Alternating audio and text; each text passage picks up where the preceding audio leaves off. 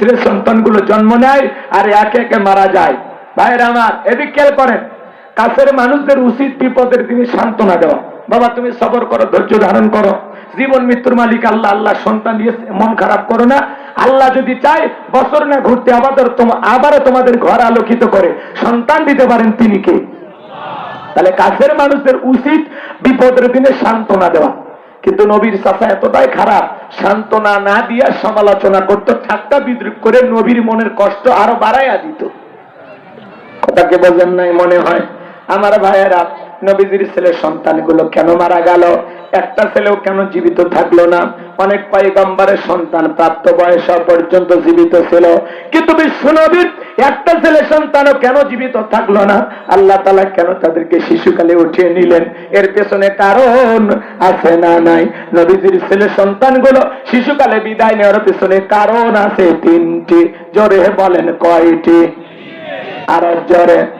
নবীর উম্মত হিসেবে জানতে মনে চায় না নবীজির ছেলেগুলো কেন মারা গেল? জানতে মনে চায়? কারা কারা শুনে একটু হাত তোলেন তো দেখি। লিল্লাহে তাকবীর। হাতটা মানে এদিকে খেয়াল করেন আমার ভাইয়েরা, নবীজির ছেলে সন্তানগুলো কেন মারা গেল? কি সেই তিনটি রহস্য, কি সেই তিনটি কারণ? যদি আমি বলতে চাই 3 নাম্বার আয়াতের আলোচনা করা লাগবে। আমি কি 1 নাম্বার বাদ দিয়ে 3 নাম্বারে যাব, নাকি আস্তে আস্তে শুরু করা যাক? ধৈর্য আছে তো ভাই? আল্লাহ কবুল করেন, জোরে বলেন আমি। আমার ভাইয়েরা, একটা সন্তান হারানোর ব্যথা, আপন মানুষদের সমালোচনা, অন্যদিকে সাহাবায়ে কেরাম যারা ইসলাম ধর্ম গ্রহণ করে কাফের বেঈমানরা তাদের উপর নির্যাতনের জুলুমের স্টিমরোলার চালায়। হযরতে বেলাল তখনও কালেমা পড়ে মুসলমান হন নাই, নবীজি রাতের বেলায় দারুল আরকামে বসা। হযরতে বেলাল বিশ্ব নবীর দরবারে উপস্থিত হয়ে গেলেন। নবীজির চেহারার দিকে তাকাইয়া দেখে বলেন, নবী গো, আপনার চাইতে সুন্দর মানুষ আমি জীবনে কোনোদিন দেখি নাই। সুবহানাল্লাহ বলেন। আপনার আমার নবী কতটা সুন্দর ছিলেন জানেন? হযরতে জাবের রাদিয়াল্লাহু তাআলা বলেন, পূর্ণিমার রাত আমি রাসূলের বাড়িতে গিয়েছিলাম, সেদিন দেখেছিলাম চাঁদ উদয় হয়েছে 2টা, একটা চাঁদ আসমানে আর একটা চাঁদ জমিনে। হযরতে জাবের বলেন, আমি একবার আকাশের পূর্ণিমার চাঁদের দিকে তাকাই আর একবার বিশ্ব নবীর চেহারার দিকে তাকাই। হযরতে জাবের বলেন, ওই আকাশের পূর্ণিমার চাঁদের চাইতেও বিশ্ব নবীকে আমার কাছে বেশি সুন্দর মনে হয়। সুবহানাল্লাহ। আম্মা জানাই শারদ থেকে বলেন, যারা ইউসুফ নবীর চেহারার দিকে তাকাইয়া ফল কাটতে আঙ্গুল কেটে ফেলে দিয়েছিল, ওই মিশরের নারীরা যদি আমার বিশ্ব নবীর চেহারার দিকে তাকাইতো, শুধুমাত্র আঙ্গুল নয়, আঙ্গুল কাটতে কাটতে কখন যে নিজের কলিজা কেটে দুফা করে দিত, মুহূর্তের জন্য টের পাইতো না। আপনার আমার নবী এতটাই সুন্দর। সুবহানাল্লাহ। আম্মা জান আয়েশা আরো ডেকে বলেন, ও দুনিয়ার মানুষ, তোমাদের একটা সূর্য আছে, আমি আয়েশার একটা সূর্য আছে। তোমাদের সূর্য উদয় হয় দিনের বেলায়, আর আমি আয়েশার সূর্য উদয় হয় রাতের বেলায়। আম্মা জান আয়েশা একদিন সেলাইয়ের কাজ করতেছিলেন, হাত থেকে সুইটা পড়ে গেল, বাতিতে কোনো তেল ছিল না, বাতি জ্বালাইতে পারলেন না, অপেক্ষায় বসে থাকলেন। বিশ্বনবী যখন এশার সালাত আদায় করার পরে ঘরের ভিতরে প্রবেশ করলেন, নবীজি ঘরে ঢুকে সর্বপ্রথম স্ত্রীকে সালাম দিলেন। নবী ঘরে ঢুকে স্ত্রীকে কি দিলেন? একটু জোরে বলেন, কি দিলেন? আপনি আমি যখন বাড়িতে ঢুকবো, বউকে সালাম দেওয়ার দরকার আছে না নাই? আসসালামু আলাইকুম রহিমা, কেমন আছো সোনা? ঘরের দরজাটা খোলো না, আমি তোমার লিটনের বাপ, তোমার দিওয়ানা। বউ খুশি হয়ে দরজা খুলবে, কথা বলে ঠিক কিনা? কিন্তু আমাদের ব্যবহার এত মিষ্টি না। ঘরের দরজা যা চিৎকার মেরে ডাকবে, রুবেলের মারে দরজা খোল, বেশি দেরি হলে দরজা ভাঙ্গে ফেলে দিয়ে তোর পিঠের ওপর আজ কি যে হবি রে। ভিতর থেকে বউ বলে যে স্বামী না সেখানে আসরাই আছে না? না এ ভাই, বউকে সালাম দিবেন, কি দেবেন? কি দেবেন? সালাম আছে যেখানে শান্তি আছে, সালাম আছে যেখানে সমাধান আছে। স্বামী স্ত্রীর মধ্যে সালাম আদান প্রদান হলে একে অপরের প্রতি শ্রদ্ধা, ভক্তি, বিশ্বাস, ভালোবাসা বেড়ে যায়। আল্লাহ আকবার বলেন। বাড়িতে ঢুকে বউ সালাম দেয় না, স্বামীও সালাম দেয় না, দুইজনে পোপা। কথা কম। এই ভালো করে শুনে যান। অনেকেই এক মুসলমান আর এক মুসলমানের গৃহে আপনারা প্রবেশ করেন, কি সালাম কালাম দেন? রুবেল রুবেল বাচ্চা বাচ্চা লিটন কয়া কয়ে বাড়ির ভিতর ঢুকে যায়। রুবেলের বইয়ের অন্যা ঠিক নাই, আর মাও কি করতেছে, আর বোন কি করতেছে, সিসি ক্যামেরা দেখা শেষ। এই জন্য আল্লাহ তাআলা সূরা নূরের ভিতরে আইন দিয়েছে। আল্লাহ তাআলা ঈমানদারদেরকে লক্ষ্য করে বলেছেন, হে ঈমানদারেরা, তোমরা যার গৃহে প্রবেশ করো ওই গৃহবাসীর অনুমতি না নিয়া, গৃহবাসীকে সালাম না দিয়া তাদের গৃহে প্রবেশ করিও না। কথা বলেন। আগে ওই বাড়িতে যায় ওই লোককে সালাম দেবেন, তার অনুমতি নেবেন, তার বাড়িতে ঢুকবেন। আপনি যার বাড়ির ভিতরে ঢুকে যান, ভালো হয়ে যান, কথা কয় নাকি? কি সালাম কালাম দেন মানুষের বাড়ি যা, কি করে, কি শিখছেন? আগে সালাম, তারপরে অনুমতি, তারপরে ভিতরে।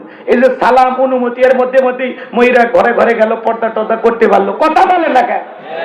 আর আপনি চান্স পাই একবারে ডাইরেক্ট ঢুকে যান, তাহলে তো আপনার ভিতরে সমস্যা আছে। আল্লাহ হেদায়েত দান করুন। এটা জোরে বলেন আমিন। অনেক লম্বা কথা আছে বাজান, বললে বুঝায় বলে ভালো হইতো, কিন্তু সময় তো আমার হাতে অত নাই। যুবক রে, ভালো করে বোঝার চেষ্টা করো। বউকে সালাম দিবা, কি দিবা? সালাম দেওয়ার পরে লোকজন যদি না থাকে বইয়ের হাত ধরে মুসাফা করবেন। কার হাত? বইয়ের হাত, পাশের বাড়ির ভাবির হাত না ধরলে ঝাঁটা দিয়ে পিটাবে। বইয়ের হাত ধরে মুসাফা করবেন। একেবারে যদি ময়দান ফাঁকা থাকে কোলাকুলি সেরে নেবেন। এই ওয়াজ এক জায়গায় করলাম, ভাই বউকে সালাম দিবেন। এক যুবক বলে, হুজুর বউকে সালাম দিকে শরম লাগে। আমি তখন বললাম, তুমি বিয়ে করছো? কি কোন হুজুর, 3 সন্তানের বাপ আমি। আমি তখন বললাম, স্ত্রী সর্বশের একটা দোয়া আছে, তুমি কি জানো? কয় হুজুর, ওটা দোয়া পড়ার টাইম। 3 সন্তানের বাবা হয়ে যায়, বউকে সালাম দেয় না। এরকম আছে না নাই?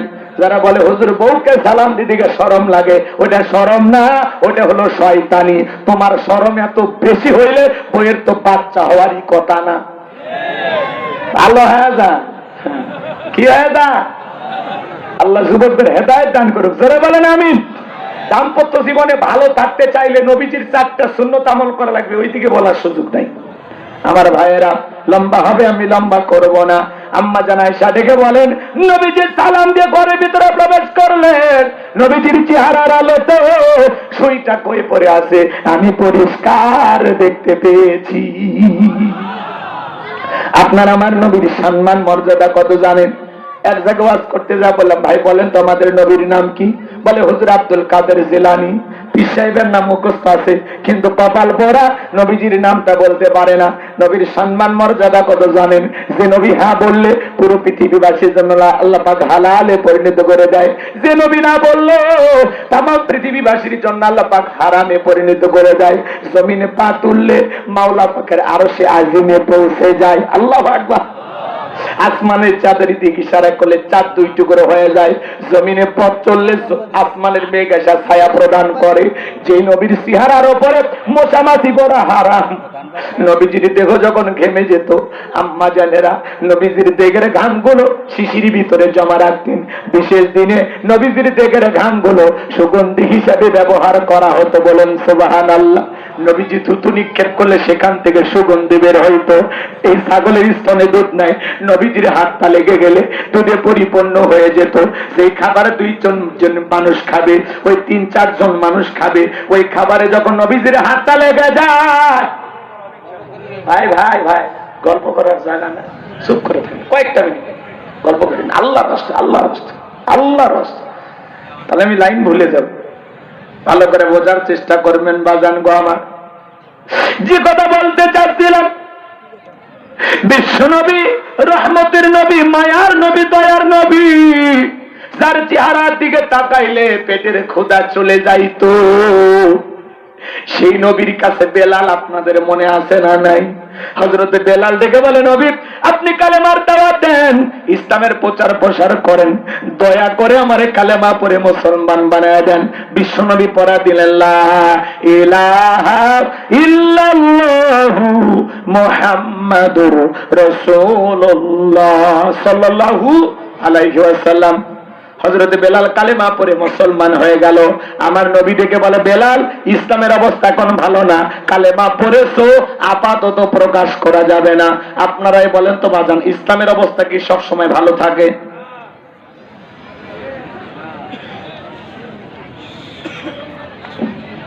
আজও তামাম পৃথিবীর দিকে তাকায় দেখেন, ওই তামাম পৃথিবীর জালেম বেঈমানেরা সাদা চামড়ার দলেরা ঐক্যবদ্ধ হয়েছে ইসলাম আর মুসলমানকে বিদায় করার জন্য। কথা বলেন ঠিক কিনা? আজও ফিলিস্তিনিতে মুসলমানের রক্ত নিয়ে খেলা করে নেতানিয়াহু, কথা বলে না? ফিরাউন নমরুদের পরিণতি যা হয়েছে, এই ইহুদি সালেমদের পরিণতি তাই হবে, কথা বলেন ঠিক কিনা? আজও কাশ্মীরে মুসলমানের রক্ত ঝরে, আজও চীনের উইঘুরে মুসলমানদেরকে হত্যা করা হয়, আজও ভারতে গরুর গোশত খাবার অপরাধে মুসলমানকে বিদায় করে দেওয়া হয়। মনে রাখবেন, যাদের হাতে মুসলমানের রক্ত লেগে আছে, ওই জালেমদের পতন হবেই হবেই, কথা বলেন ঠিক কিনা? এজন্য তাম পৃথিবীর জালেমেরা ঐক্যবদ্ধ হয়েছে ইসলামকে আর মুসলমানকে বিদায় করে দেওয়ার জন্য। মনে রাখবেন, ইসলাম আর মুসলমানকে মুছে ফেলা পৃথিবীর কোন জালেমের পক্ষে সম্ভব নয়। কারণ এই কিতাব নাজিল করেছেন কে? আল্লাহ পাক বলেন, ইন্না নাহনু নাযালনা যিকরা ওয়া ইন্না লাহু লাহাফিজুন। এই কিতাব নাজিল করেছি আমি, এর সংরক্ষণ আর হেফাজতের দায়িত্ব আমি আল্লাহর হাতে। বলুন আল্লাহু আকবার। এই জন্য তাম পৃথিবীর জালেমের ঐক্যবদ্ধ হয়ে কোরআন আর ইসলামকে মুছে ফেলতে পারবে না, মুসলমানকে শেষ করতে পারবে না। কারণ মুসলমানের সাথে আছে কে? আর ইসলাম নামের সুইচ আছে কার হাতে? জোরে বলেন। আল্লাহ পাক বলেন, ইউরিদুনা লিতুফিউ নূরাল্লাহি বিআফওয়াহিহিম ওয়াল্লাহু মুতিম্মু নূরিহি ওয়ালাউ কারিহাল কাফিরুন। সূরা সফের ভিতরে আল্লাহ পাক স্পষ্টভাবে জানিয়ে দিয়েছেন, কাফেররা চায় মুখের ফুৎকারে দ্বীনের আলোকে, ইসলামের আলোকে নিভায়া দিতে। আমি আল্লাহ রাব্বুল আলামিন বলে দিলাম, আল্লাহু মুতিম্মু নূরিহি, এই জমিনে দ্বীনের আলোকে, ইসলামের আলোকে, কোরআনের আলোকে আমি আল্লাহ পাক প্রতিষ্ঠিত করেই ছাড়বো। যদিও কাফের বেঈমানদের অন্তরে যত ধরনের সালা পোড়া হোক না কেন, কথা বলে না কেন? এই জমিনে ইসলাম প্রতিষ্ঠিত হলে কাদের জ্বলে? কাফেরদের জ্বলে। আলেমদের মাহফিলে বেশি লোক হইলে কাদের জ্বলে? বেঈমানদের জ্বলে, নাস্তিকদের জ্বলে, মুনাফিকের জ্বলে, কথা বলে ঠিক কিনা? ইসলামের এই গণজোয়ার, মানুষের ভিতরে এই পরিবর্তন অনেকে মেনে নিতে পারতেছে না, উল্টা পাল্টা বলে। কথা কোন? রাগ করতেছেন নাকি আপনারা? আমার ভাইরা, এই জন্য মনে রাখবেন, মুসলমানের রক্ত নিয়ে যারা খেলা করেছে, এই দেশের দিকে তাকায় দেখেন। যারা এই দেশের সোনার মানুষ আলেমদেরকে বিদায় করেছে, নিরীহ মানুষদেরকে ফাঁসির দড়িতে ঝুলিয়েছে, বছরের পর বছর জেলখানায় বন্দী করেছে, শাপলা চত্বরে ইয়েতিম হাফেজ আলেমদেরকে হত্যা করেছে, তাদের হাতে মুসলমানের রক্ত লেগেছিল, আজকে তারা পরাজিত, পালিয়ে বেড়াইতেছে। কথা বল। আমরা বারবার বললাম, ম্যাডাম পদত্যাগ করেন। আল্লাহ বলে, কিসের পদত্যাগ? এরা যে অন্যায় অপরাধ করেছে, শুধু পদত্যাগ না, আমি আল্লাহ এদেরকে দেশ ত্যাগ করতে বাধ্য করব। ইন্না বাতশা রাব্বিকা লাশাদীদ, আল্লাহর পাকড়াও বড় কঠিন। আল্লাহ ধরে ধরে না, যেদিন ধরবে মামু বাড়ি দিল্লি গিয়ে পড়বে। কথা বলেন ঠিক কিনা? কে আছে? আছে?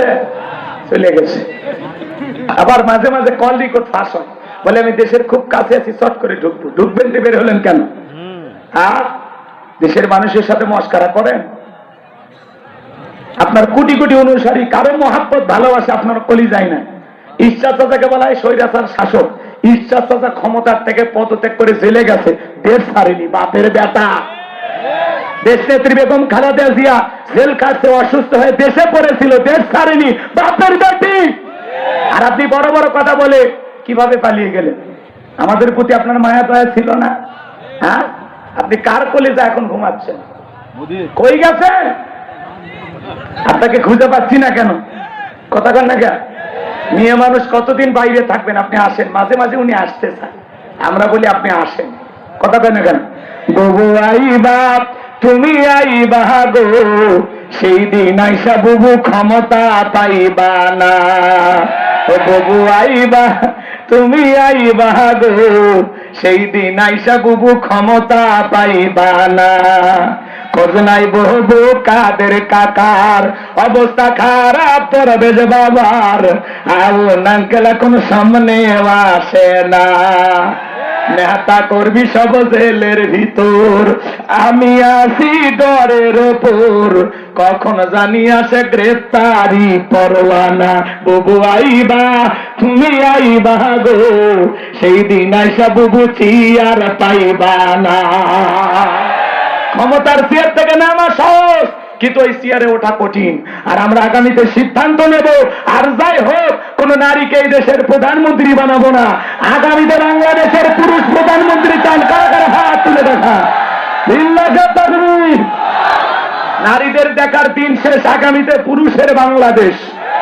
দেখেন না, মেয়ে মানুষের রাগ বেশি, জেদ বেশি, অভিমান বেশি, স্বামীর সাথে ঝগড়া লাগে, বাড়ির ভিতর হাড়ি পাতিল ভেঙে ফেলে দেয়, স্বামীর তুলে আছার মারে। ওদের সাথে পারা যায় না, ওরা জ্বালাইয়া পড়াইয়া ঘরেই অশান্তি। আর ওরা একবার শান্তির জায়গা পেলে জীবন যাবে, জায়গা ছাড়বে না। 16 বছর লাগছে ছাড়তে। সাবধান, বুঝে শুনে কাজ করা লাগবে। কে মন খারাপ করছেন মনে হয়? যেই দলেরই হোক, একটা পুরুষ চাই গো, পুরুষ। ওই যদি হাত পাগলা হয় তা আপত্তি নেই, কিন্তু পুরুষ দরকার। এই কথা বল, কথা ভেজাল আছে। সিদ্ধান্ত নেন বুঝে শুনে, সামনের দিকে যায় ভাইয়ারা আমার। আমার নবী বলে, বেলাল, ইসলামের অবস্থা এখন ভালো না, কালেমা পড়ে পাশ্চাত্য প্রকাশ করা যাবে না। হযরত বেলাল ডেকে বলে, নবী, আমার জীবনের কোনো দাম নাই। আমার মনে বোমাইকে বলেছিলাম, উট্টুম্বা ছাগল পেশাব পায়খানা করে দেয়, এই ঘরে থাকতে আমার বড় কষ্ট হয়। ওমায় দেখে বলে, বেলাল, উট্টুম্বা ছাগলের দাম আমার কাছে আছে, কিন্তু তোর মতো কালো হাফসি বেলালের দাম আমার কাছে নাই। নবী গো, আপনি শুধু আমাকে দোয়া করে দেন, মৃত্যু পর্যন্ত যেন কালেমার পদে দিকে থাকতে পারি। এই কথা বলে হযরতে বেলাল চলে গেলেন। পরের দিন সকালবেলা সূর্য উদয় হয়েছে, অনেকটা বেলা হয়ে গেছে। অন্য চাকররা তাকায় দেখে বেলাল দরজা খোলে না। ওমায়ের কাছে যা বইলা দিয়েছে, এইবার ওমায়ের দরজা এসে ডাকবে, বেলাল দরজা খোল। হযরতে বেলাল দরজা খোলে না, জোরে করে ধাক্কা মারছে, দরজা খুইলা গেছে। এইবার ওমায়ে তাকায় দেখে সেই রাত্রিতে হযরতে বেলাল কালেমা পড়ে মুসলমান হয়েছে। ওই রাত্রিতে একটা উদ্দুম্মা ছাগলের কাছে কোনো পেশাব পায়খানা নাই, জোরে কোন মারহাবা। এবার ওমায়ে বলে, যাও নিজেদের কাজ করো। তাকায় দেখো না, তোমরা যখন ঘুমাচ্ছিলে বেলাল মনে হয় তখন ময়লা আবর্জনা পরিষ্কার করেছে, একটা ময়লা আবর্জনা নাই, যাও যাও নিজেদের কাজ করো। ওদেরকে তাড়িয়ে দিয়া এক পা দুপো করে বেলালের কাছে চলে গেলেন। হযরতে বেলাল দিয়ে পিঠটা লাগা আল্লাহর জিকির করে, হালকা করে ধাক্কা মারছে, যখন জবান দিয়ে কালেমার আওয়াজ বের হয়েছে, তখন এইবার ওমায়ে ডেকে বলে, বেলাল, তোর জবান দিয়ে কি শুনলাম, তুমি কি মুসলমান হয়েছো? হযরতে বেলাল ডেকে বলে, মুসলমান হয় যারা মিথ্যা কথা বলতে পারে না তারা। ওয়াকুলু কওলান সাদীদা। আল্লাহু আকবার। মুসলমানেরা হবে সত্যবাদী, মুসলমান মিথ্যাবাদী হতে পারে না। আর আমাদের সমাজে মিথ্যা বলতে বলতে চেহারা বেঁকা হয়ে গেছে, একটা কবরে ঢুকে গেছে, এত মিথ্যা কথা বলে, শয়তান পর্যন্ত বলে আমি এত খারাপ না। মিথ্যা না বললে আর পেটের ভাত হজম হয় না। কথা বল না আপনারা? দাড়ি টুপি রেখে মিথ্যা, রাজনীতি করতে যায় মিথ্যা, মিথ্যাতে 6 লাখ। কথা কন, সামনের দিকে যাবো না, দোয়া করবো, চলবে, কিছুক্ষণ চলবে, থাকবে দলিল লাগাতা গভীর। আমার ভাইরা গভীর মনোযোগ দিয়ে শোনেন। এইবার ওমায় ডেকে বলেন, বেলাল, উত্তমবা ছাগলের মালিক বানায় দেব, ভালো থাকার ঘরে ব্যবস্থা করে দেব। হযরতে বেলাল দেখে বলে, ওমাইয়ারে, দুনিয়ার কোন পার্থিব সম্পদের বিনিময়ে বেলাল তার ঈমান বিক্রি করবে না। এইবার ওমায় দেখে বলে, বেলাল, আমার কথা না শুনলে বরং আবু জেহেলকে খবর দিব। হযরতে বেলাল দেখে বলে, দুনিয়ার কোন নেতাকে আর আমি ভয় করি না, আমার অন্তরে আবু জেহেলের ভয় নাই, আমি ভয় করি আমার আল্লাহকে। বিদায় আবু জেহেলের ভয় দেখায় লাভ নেই। আল্লাহু আকবার বলেন। এইবার উমায় দৌড়ে চলে গেছে নেতা। কি সংবাদ, খুব খারাপ, আমার বাড়ি কি তোদের বেলাল কালেমা পড়ে মুসলমান হয়েছে, একটা কিছু করেন। আবু জেহেল বলতেছে, যাও আমি আসতেছি। আবু জেহেলের একটা বিশেষ বাহিনী ছিল, সাঙ্গপাঙ্গ ক্যাডার মাস্তান ছিল, যাদের কাজই হলো নতুন নতুন মুসলমান হয় যারা, তাদের উপর নির্যাতন জুলুম চালায়। এই আবু জেহেল সুমাইয়া নামের, আহারে, সেই মহিলা ইসলামের প্রথম শহীদ নারী, কথা কয় না কেন, যাকে বললাম লজ্জাস্থানে বললাম দিয়ে আঘাত করে আবু জেহেল বিদায় করে দিয়েছিল। কথা বলেন ঠিক না? এদের খেয়াল করেন, তাকে উলঙ্গ করে তার দেহে থুতু নিক্ষেপ করেছিল। অনেক বিস্তারিত ঘটনা আছে, ওই দিকে যাব না। এই আবু জেহেলের একটা বিশেষ বাহিনী ছিল, যাদের কাজই হলো মুসলমানদের উপর নির্যাতন ও জুলুম চালানো।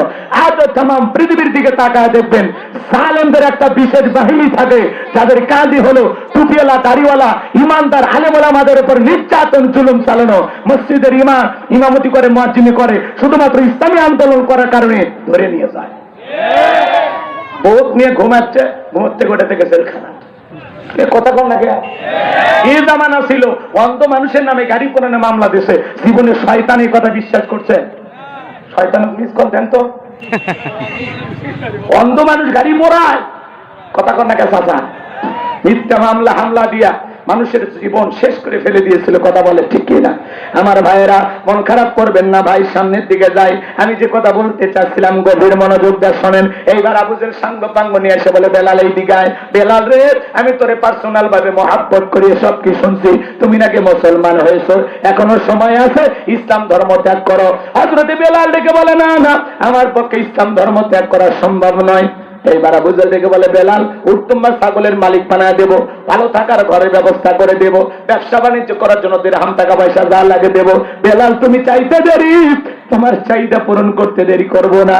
হযরতে বেলাল ডেকে বলে, আবু জেহেল রে, দুনিয়ার সব সম্পদ যদি বেলালকে দিতে চাও, দুনিয়ার সব সম্পদ ছাড়তে রাজি, বিশ্বনবীর কালেমা ছাড়তে রাজি নাই। আবু জেহেল ডেকে বলে, বেলাল এত ভালো করে বুঝাইলাম, এত বড় লোভনীয় প্রস্তাব দিলাম, রাজি হইলে না? সোজা আঙ্গুলে ঘিউ না উঠলে আঙ্গুলে একটু বাঁকা করা লাগবে। এই কথা বলে যুবকদেরকে লেলি দিল, চাবুক দিয়ে পিটাও।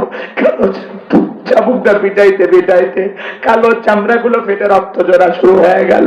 ওরা যত জোরে চাবুক মারে, বেলাল তত জোরে আল্লাহর নামের জিকির করে।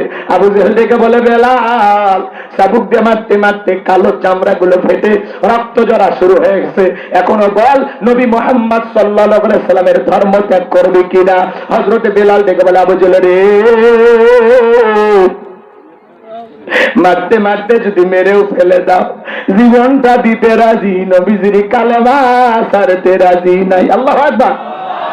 এবার আবু জেহেল ডেকে বলে, এ যুবকের দল, বেলালের পায়ের রশি লাগাও। হযরতে বেলালের পায়ের রশি লাগাইয়া উপর পায়ের সঙ্গে বেঁধে মরুভূমির উত্তপ্ত গরম বালিতে ছেঁচড়াইয়া ছেঁচড়ে ঘোরা হলো। আরবের বালিগুলো এত গরম, চাল দিলে মুড়ি হয়ে যাবে। এই উত্তপ্ত গরম বালিতে ছেঁচড়াইয়া ছেঁচড়ে ঘোরা হলো। বাবলা গাছের কাঁটাগুলো জিব্বার ভিতরে পেরেকের মতো মারা গেল। বিকেল বেলা নিয়ে এসে বলে, বেলাল চাবুক দিয়ে পিটাইলাম, পায়ের রশি লাগাইয়া নিয়ে ঘুরলাম, এত নির্যাতন জুলুম করা হলো রে বেলাল, তারপরে তুই নবী মুহাম্মাদের কালেমা ছাড়বি না? হযরত বেলাল ডেকে বলে, আবু জেহেল রে, মারতে মারতে যদি মেরেও ফেলে দাও, বেলালের নিঃশ্বাস থাকবে যতদিন, বেলাল ইসলামের পথে টিকে থাকবে ততদিন। আল্লাহু আকবার। বেলালের মতো যারা খাঁটি ইমানদার, এদেরকে নির্যাতন করে জুলুম করে লোভ দেখায় কেনা যাবে না। কিন্তু মুনাফিক মার্কা মুসলমান যারা টাকার কাছে বিক্রি হয়, তারা টাকা যেই দিকে ওদের ফতুয়া সেই দিকে, টাকার জোরে ফতুয়া ঘোরে। টাকা পাইলে বাতিলের পাতাটা গোলাম হয়। কথা বলেন। টাকা পাইলে বৈধকে অবৈধ বলে ফতুয়া দেয়, অবৈধকে বৈধ বলে চালিয়ে দেয়। এক প্যাকেট বিরিয়ানি পাইলে কই, ম্যাডাম আপনি জান্নাতি। কথা কন রাগ করতেছেন মনে হয়। আমার ভাইরা, নির্যাতন জুলুম করার পরে আবু জেহেল ডেকে বলে, বেলাল এখনো কি কালেমা ছাড়বি না?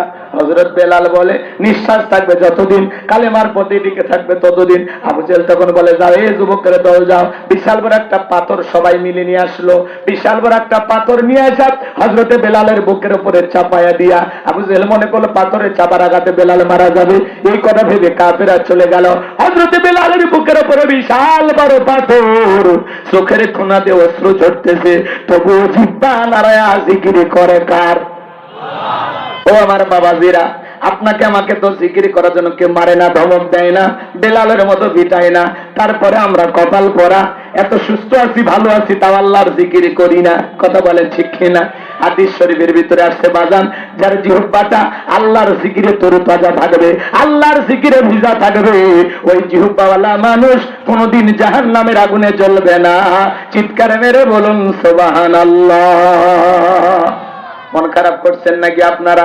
দিল দিয়া কথাগুলো অনুধাবন করার চেষ্টা করবেন, বোঝার চেষ্টা করবেন ভাইয়েরা আমার। এজন্য সবসময় আল্লাহ তাআলাকে স্মরণ করবেন। ফাযকুরুনি আযকুরুকুম ওয়াশকুরুলি ওয়ালা তাকফুরুন। তোমরা আমারে স্মরণ করো, আমি আল্লাহ তোমাদেরকে স্মরণ করব। কৃতজ্ঞতা প্রকাশ করো, অকৃতজ্ঞ হয়ো না। এজন্য বাজান চলতে ফিরতে সবসময় আল্লাহকে স্মরণ করবেন। সুবহানাল্লাহ, আলহামদুলিল্লাহ, আল্লাহু আকবার, লা ইলাহা ইল্লাল্লাহ, সুবহানাল্লাহ বিহামদিহি সুবহানাল্লাহিল আযীম। সব সময় জবানে জিকির চালু থাকবে কার? মাঠে কাজ করতে করতে জিকির করবেন, দোকানদারি করতে করতে জিকির করবেন, রাস্তাঘাটে চলতে চলতে জিকির করবেন, সব সময় আল্লাহর জিকির করবেন বাজান। আল্লাহর জিকিরে জিহ্বাটা যেন ভিজে থাকে। আল্লাহ পাক সবাইকে বেশি বেশি করে মালিককে স্মরণ করার তৌফিক দান করুন। চিল্লা বলুন আমিন।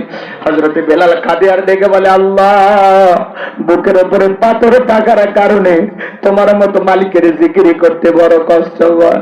আল্লাহ, তুমি কি পারো না বেলালের বুকের পাথরটাকে তুলার মতো নরম বানায় দিতে? ও আল্লাহ, তুমি তো সেই আল্লাহ, ইব্রাহিমের জন্য যদি নমরুদের আগুনকে ফুলের বাগান বানায় দিতে পারো, আল্লাহ তুমি কি পারো না আমি বেলালের বুকের পাথরটাকে তোলার মতো নরম বানায় দিতে? হযরতে বেলাল দোয়া করতে দেরি, আসমানের মালিক আল্লাহ দোয়া কবুল করতে দেরি করে নাই। বেলালের বুকের পাথরটাকে আমার আল্লাহ তোলার মতো নরম বানিয়ে দিয়েছেন। বলুন সুবহানাল্লাহ। এই যখন ইসলামের অবস্থা বাজান, বেলালের নির্যাতন জুলুমের কথা বিশ্বনবীর কান পর্যন্ত যখন পৌঁছে গেল, আমার নবী দেখে বলা, বকর, বেলালের কষ্ট আমার সহ্য হয় না, যাও যাও তুমি আমার বেলালের জন্য একটা কিছু করো। হযরত আবু বকর সিদ্দিক রাদিয়াল্লাহু তাআলা আনহু কয়েক গুণ দাম বেশি দিয়া গোলামীর জীবন থেকে হযরত বেলালকে আজাদ করলেন, মুক্ত করলেন। বলুন আল্লাহু আকবার। এই যখন ইসলামের অবস্থা, একদিকে সন্তান হারানোর ব্যথা, আপন মানুষদের সমালোচনা, সাহাবায়ে কেরামদের উপর নির্যাতন জুলুম, এই জন্য নবীজির মনটা ভীষণ খারাপ। নবীর যখন মন খারাপ, নবীকে সান্ত্বনা দেওয়ার দায়িত্ব কার? আর একটু জোরে বলেন কার? আমার আল্লাহ ডেকে বলে, জিবরাইল, এ জিবরাইল, আমার বন্ধু জন্মের আগে তার বাবারে হারাইছে, শিশুকালে মারে হারিয়েছে। এ জিবরাইল, আমি স্যার আমার বন্ধুর কেউ নাই রে। এ জিবরাইল, আমার বন্ধুর মনটা হয়েছে ভারী, আমি আল্লাহ সইতে নাই। মনে বেরোছি চকলেট থাকার কারণে বলতেছে, আমি এরকম কত করে যাই, আমার কিছুই হয় না। কথা বলেন, কথা বলেন। ওই চকলেট থাকার কারণে এই লোকের জন্য তেমন ব্যথা কিছুই মনে হচ্ছে না। কিয়ামতের ময়দানে নবীজির হাতে হাউজে কাউসারের পানি যদি পান করতে পারেন, আর আল্লাহর আরশের নিচে আল্লাহ যদি ছায়া দেয়, কিয়ামতের কঠিন দিন আপনার কাছে কঠিন মনে হবে না, আল্লাহ সহজ করে দিবেন। বলেন সুবহানাল্লাহ। আল্লাহ তাআলা কিয়ামতের ময়দানে আমাদের হিসাব আমলনামা সব সহজ করে দেন। দুজনে বলেন না আমিন। এবার চলেন, হাউজে কাউসারের পানি চাইলেন আর পাইলেন অত সহজ না। একটু ঠান্ডা পানি দিয়ে জবানে নামাজ পড়া লাগবে। হঠাৎ করে যারা নামাজ পড়ে দেখবেন পুরাতন মুসল্লিরা ওই নতুন মুসল্লিকে দেখে একটু টিটকেরি মানে ঠাট্টা বিদ্রোহ করে। হ্যাঁ, আজকে সূর্য কোন দিক উঠতে পারে? উত্তর পাড়ার বাদশা দিকে মসজিদে। এ নামাজ পড়বি না, 2 দিন পর পর ছাড়ে দিন। হ্যাঁ, আল্লাহর সাথে তামাশা করিস না। 2 ওয়াক্ত পড়বো আর পড়বো না, ওটা কিন্তু ঠিক লয়। কথা বল, এরকম বলে কিনা ভাই? মুরব্বী চাচা, মুরব্বী কে দাওয়াত দিয়ে তো আপনি 5 জনকে মসজিদে আনতে পারেন না। দাওয়াতে 5 জনকে মসজিদে আনতে পারেন, হঠাৎ করে কেউ এসে নামাজ পড়ছে, ও 2 ওয়াক্ত পড়বি না, 2 দিন পড়বি, ওর ব্যাপার।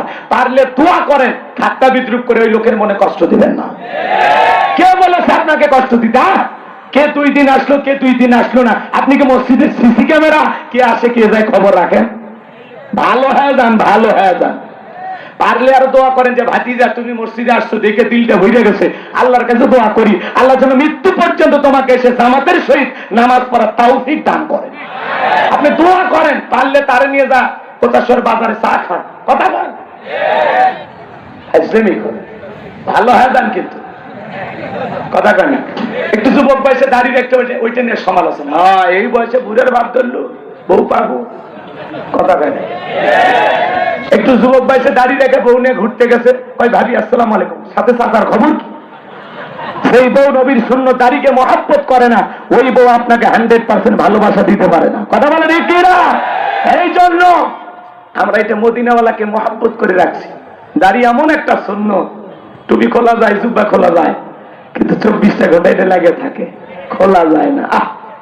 পুরুষের সৌন্দর্য হলো দাড়ি। কথা বল, রাগ করতেছেন নাকি আপনারা? ভালো হয়ে যান, মুখে দাড়ি রাখবেন, পারবেন তো ইনশাল্লাহ। এই দাড়ির মধ্যে আমরা কার প্রেম খুঁজি? মদিনাওয়ালা। পারবেন তো ইনশাল্লাহ? রাগ করছে?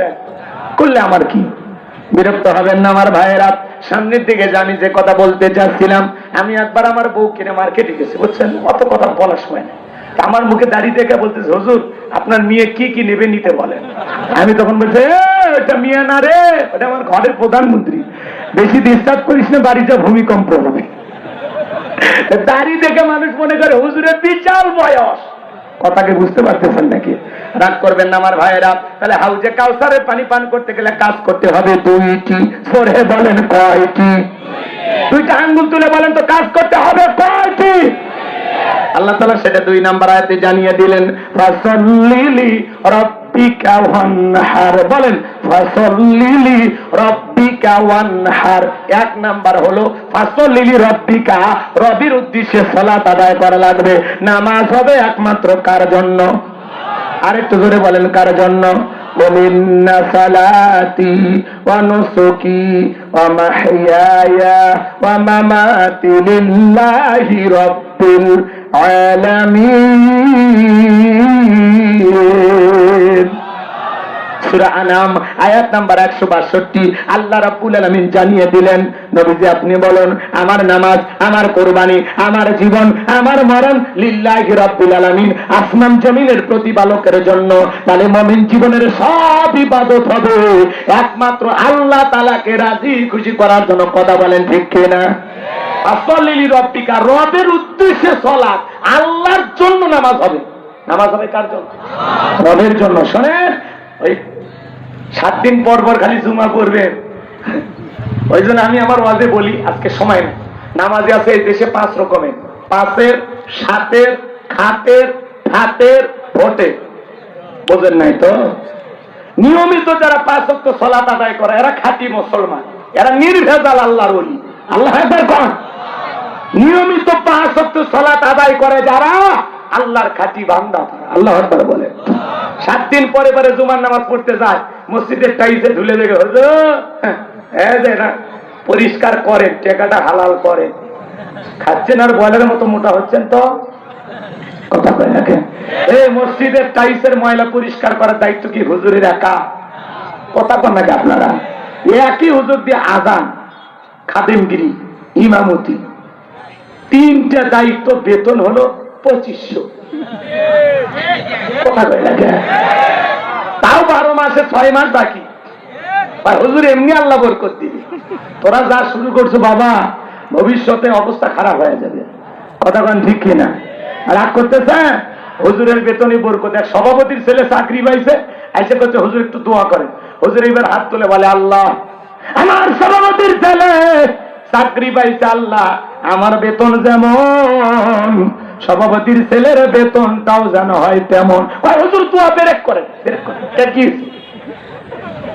আপনি দোয়া করছেন মানে আপনার মতো বেতন দিয়ে আমার ছেলে চলবে? আমাদের চললে আপনার চলবে না। হুজুর আপনার বরকত আছে, 3-4-5 হাজার টাকা দিয়ে বেতন দেয় হুজুরে। তারপরে দেখেন শরীরের গেটার দেখেন, যে পোশাক আশাক পরে আসছে ওরই মধ্যে 6,000 টাকা আছে। আল্লাহ এত বরকত দিচ্ছে। কথা কন ঠিক কিনা? এক হুজুরের দেখে মনে রাজা বাদশার ছিল। কি রাগ করতেছেন আপনারা? এই সম্মান দিয়েছেন কে? শোনেন বাজান, মন খারাপ করবেন না, লম্বা হবে, লম্বা করব না। 7 দিন পরে জুমার নামাজ পড়ে যারা 7-এর মুসল্লি, তারা খালি জুমার 2 রাকাতের সালাম ফিরাইতে দেরি, মসজিদের বাইরে পা দিতে দেরি নাই। এদের মন খালি ছটফট করে, নামাজ ভালো লাগে না এদের কাছে। কথা বল, জুমা পড়ে, বাকিগুলো পড়ে না। আসর মাগরিব এসা খবর নাই। আর মানুষ মরে গেলে জানাজার নামাজ পড়ে যারা, এরা হলো খাতের মুসল্লি। কথা কয় না? মানুষ মরে গেছে, মাইকতে ঘোষণা হয় না আপনাদের এলাকায়, ওই গ্রামের অমুক ব্যক্তি মারা গেছে, ইন্না লিল্লাহি ওয়া ইন্না ইলাইহি রাজিউন। ঘুমোতে করে স্বামী বলে, রে ওই দেখ সকালবেলা এলান হলো, শুনছো? আগলি সেদিনই কোথা সরবাজারে চা খেলাম একসাথে বসে, গতকালকার ঘটনা। তার বিল দিবে, দিল না, সেই লোকটা মরে গেল। বেঁচে থাকলে আরো 10 দিন বিল দিত। কথা হয় না? সেই লোকটা মরে গেল, এ আফসোস করে আর বলে, পাঞ্জাবিটা ধুয়ে দে, জানাজার যাওয়া লাগবে। কথা কয়? ওই যে গল্প করতেছে, ফজর পড়ছিল, পড়েনি। এইবার তারা হুড়ো করে কাম সারিয়ে এসে দেখতেছে হুজুরেরা জানা শুরু করছে জহরের নামাজ। কিসের নামাজ? তখন বলতেছে যেহেতু জানাজা শুরু হয়নি, জহরের 4 রাকাত শুরু হয়ে গেছে, জানাজা একটু পরে হবে, আল্লাহু আকবার। নিয়ত কিন্তু এটাই, কথা কন। আর উদ্দেশ্য জানাজা পড়া, জহর পড়া না, কথা কন। ইমাম সাহেব লাশটা সামনে রেখে যখন বলে কুল্লু নাফসিন যায়িকাতুল মাউত, প্রত্যেক প্রাণীকে মৃত্যুর স্বাদ গ্রহণ করা লাগবে, আসুন ভাই মৃত্যু থেকে শিক্ষা গ্রহণ করি। আজকে এই ব্যক্তির জানাজা, কালকে আপনার, পরশুদিন আমার। এই দুনিয়া থাকার জায়গা না, কেউ থাকতে পারবে না, সবাইকে যেতে হবে। ঠিক ঠিক হুজুর, ঠিক ঠিক। এমন আফসোস অনুশোচনা করে কবরে মাটি দেওয়া পর্যন্ত, মনে হয় আজ থেকে এই লোককে পিটাইলেও মনে হয় আল্লাহর ঘর ছাড়বে না, এত ফেরেশতা হয়ে যায়। কিন্তু কবরে মাটি দিয়ে বাড়িতে এসে মাথার টুপি খুলে একটা সিগারেটও টান মারছে, হুজুরের সব আজ ওই টানের সাথে উড়িয়ে গেছে। কথা কর, আসেন না, খালি পরিবর্তন হওয়ার চিন্তা করে। আর 2 ঈদের নামাজ যারা পড়ে এরা হলো ঠাতের মুসল্লি। একটা সেই পাঞ্জাবি কিনে নিয়ে এসে বউকে কেমন লাগে, শাকিব খানের কোনো অংশে কম নয়। দোস্তদেরকে কেমন, হেপি লাগতেছে, কোন মার্কেট থেকে, অমুক মার্কেট। বাপ রে বাপ, পাঞ্জাবির গেটাপ টেটাপ নিয়ে নামাজ পড়ে ইমামের হাত ধরে, ঈদের মাঠে খতিব থাকে না, হাত ধরে বলে হুজুর আপনাদের দেখে একেবারে দিল ভরে যায় হুজুর, না আসেন হুজুর, বুকের সাথে কোলাগুলি করি। কথা কয় না, কোলাগুলি করছে। হুজুর এখন কানে কানে বলে ভাই রোজা কয়টা, 29 না তো 30টা। হুজুর ব্যবসায়িক চাপে এত ব্যস্ত ছিলাম, আমি রোজা রাখতে পারিনি, তারাবি পড়তে পারিনি, কিন্তু ইফতার খাওয়া প্রত্যেকদিন মিস করিনি, এন্দুক টাকা ইফতারি কিনেছি। কথা কয় না, এই হলো আমাদের অবস্থা। রোজা না থেকে তো পাপ করছি, ইফতার না করে কবিরে গুনাহ করবো, কি রোজাদার। এরা হলো ঠাটের মুসল্লি। আর নির্বাচনের আগে মাথায় টুপি লাগায়া মাইক ধরে যারা বলে ভাই আগামীতে যদি আমাকে নির্বাচিত করতে পারেন, গ্যাস দেব, বিদ্যুৎ দেব, উন্নয়নের জোয়ারে ভাসিয়ে ডুবিয়ে মারবো। কি বক্তব্য! নেতার যখন মাইক আজান হয় আল্লাহু আকবার, আল্লাহু আকবার বলে, আমি মুসলমান, আজান হচ্ছে, সবাই চুপ থাকুন। আজানের সময় বক্তব্য বন্ধ রাখে, কিন্তু নামাজ পড়ে না। কথা শোন না, এক নেতা সালাম দিতে দিতে দিতে এত ব্যস্ত, খেজুর গাছও পর্যন্ত সালাম দিয়ে দিছে। কর্মীরা বলতেছে নেতা এটা মানুষ না, এটা খেজুর গাছ। নেতা বলতেছে আমি মনে করছি এটাও ভোটার। নির্বাচনের আগে খোঁচা খোঁচা দাড়ি নিয়ে, মাথার টুপি নিয়ে, পাঞ্জাবি পরে জিবরাইলের খালাতো ভাই সাজবে যারা, এরাই হলো ধর্মীয় ব্যবসায়ী, এরাই হলো ধর্ম ব্যবসায়ী। কথা কর, আমরা তো সারা জীবনে একই পোশাকে থাকি, আমাদেরকে ধর্ম ব্যবসায়ী বলো মানে? আমরা আগেও যেমন এখনো তেমন। নির্বাচনের আগে যারা মাথায় টুপি পরবে, ইফতারে সামিল হবে, কথা কন, এক ওয়াক্ত নামাজ 4 জায়গা যা পড়বে, এরাই হলো বেজাল। বুঝতে পারছেন তো? আল্লাহ ওদেরও হেদায়েত দান করুক, আমাদেরও সঠিক মানুষ চেনার তৌফিক দান করুক। একটু জোরে বলেন আমিন। ফাসাল্লি লিরাব্বিকা ওয়ানহার। 1 নাম্বার রবির উদ্দেশ্যে সালাত। রবির উদ্দেশ্যে সালাত। সালাত কার জন্য? আল্লাহর জন্য। কারা কারা পড়বেন 2 হাত তুলে দেখান। লিল্লাহি তাকবীর। আল্লাহ সবাইকে 5 ওয়াক্ত নামাজি বানায় দেন। জোরে বলেন আমিন। 2 নাম্বার ওয়ানহার। ওয়ানহার মানে কুরবানি করা, নিজের আমিত্বকে কুরবানি করা, অহংকারকে কুরবানি করা, নিজের ভিতরে থাকা পশুসুলভ আচরণকে কুরবানি করা। আবু সাইদের মতো দেশের জন্য কুরবানি হওয়া। কথা বলে ঠিক না? এভাবে অনেক কথা বলা যায়। কুরবানি নেওয়াজ করলে 2 ঘন্টা চলে যাবে। যারা কুরবানি দিবেন নিয়ত সহি রাখবেন, টাকাটা হালাল, নামাজি হয়ে তারপরে কুরবানি দিবেন। এরপর আল্লাহ বলে ইন্না শানিয়াকা হুয়াল আবতার। নবী গো, যারা আপনাকে লেসকারানির বংশ বলে আপনি মন খারাপ করবেন না। আপনার ছেলেগুলোকে নিয়ে আসে আপনি কষ্ট মনের মধ্যে নেবেন না। এই পৃথিবীর জমিনে আপনাকে মহব্বত করার কোটি কোটি রুহানি সন্তান পাঠাবো, যারা আপনার জন্য জীবন দিতে প্রস্তুত থাকবে। আল্লাহু আকবার বলেন। আজকে পৃথিবীতে 700 কোটির উপরে মানুষ, এর মধ্যে 200 কোটি মুসলমান। আমরা সবাই নবীজির রুহানি সন্তান। নবীজির অপমানে যদি না কাঁদে তোমার মন, মুসলিম নাই তুমি মুনাফিক, নবীজির দুশমন। নবীকে বাজে ভাষায় গালি দেবে যারা, অবৈধ সারো সন্তান তারা। নামাজের সময় একেবারে নিকটবর্তী, আর সামনের দিকে যাওয়া যাবে না। যদি পারেন, আমার গাড়িতে লেখা আমার একটা বই আছে, শেষ বিদায়, স্মৃতি হিসেবে নিয়ে যেতে পারেন। মৃত ব্যক্তিকে কিভাবে দাফন কাফন করতে হয়, স্বামী স্ত্রী মারা গেলে আত্মপক্ষ চুমা খাইতে পারবে কিনা, তারপরে আত্মহত্যা করে মারা গেলে তার জানাজায় যাওয়া যাবে কিনা, জান্নাত জাহান্নাম আখিরাত সম্পর্কে, কবরের সলজব সহ বিশেষ কিছু দোয়া সহ যদি পারেন 76 পৃষ্ঠার এই বইটার ভিতরে পরকালমুখী কিছু আলোচনা, প্রত্যেকটা কথার দলিল দিয়ে আছে। যদি পারেন শেষ বিদায় বইটা স্মৃতি হিসেবে নিয়ে যাবেন। আল্লাহ কবুল করুন, সরে বলুন আমিন। যুবক যারা আছে, যুবক, এগুলো তো ভালো লাগবে না তোমাদের কাছে। তোমরা পরে উপন্যাস প্রেম কেন কাঁদায়, যৌবনের মৌবনী অভিশাপ্ত রাত, মিলন হবে কতদিনে, তোর মরণের পরে, এখনো সময় আছে, সোজা হয়ে যাও। আল্লাহ যুবকদেরকে সমস্ত অশ্লীল কার্যকলাপ থেকে হেফাজত করুন, জোরে বলুন আমিন। অবৈধ নাচ গান সব জায়গা থেকে ফিরে আসো। আল্লাহ যুবকদের কবুল করুন। তোমাদের জন্য তেমন কিছু বলার